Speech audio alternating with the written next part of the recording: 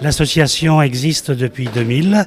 Nous avons donc fêté cette année nos 15 ans à Toulouse, en assemblée générale.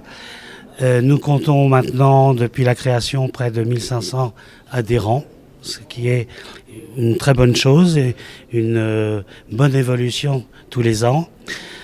Nous avons depuis 2000 eu des succès, si on peut dire.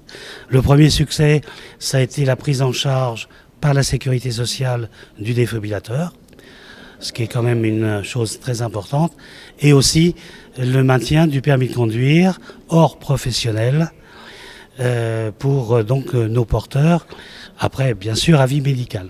Voilà nos deux conquêtes, si on peut dire, importantes.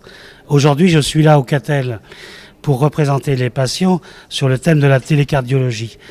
C'est une évolution importante pour nos porteurs.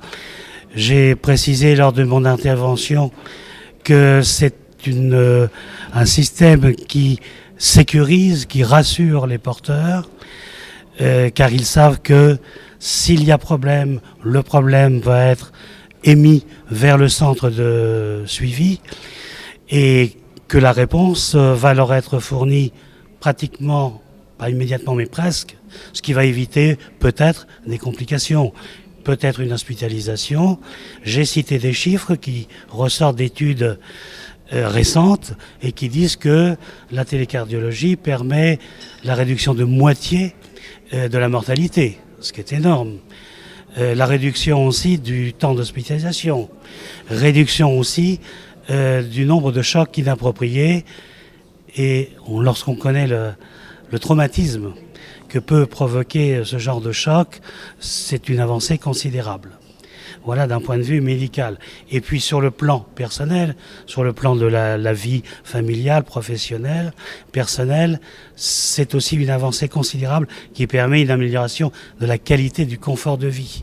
Puisqu'il y a moins de visites de contrôle, donc moins de déplacements vers les centres de suivi. Il y a moins de fatigue donc, moins de journées d'absence à demander à l'employeur. Bref, une amélioration sensible de la qualité de vie. Et c'est ce message que j'ai voulu faire passer au niveau ministériel en juin dernier avec mes collègues.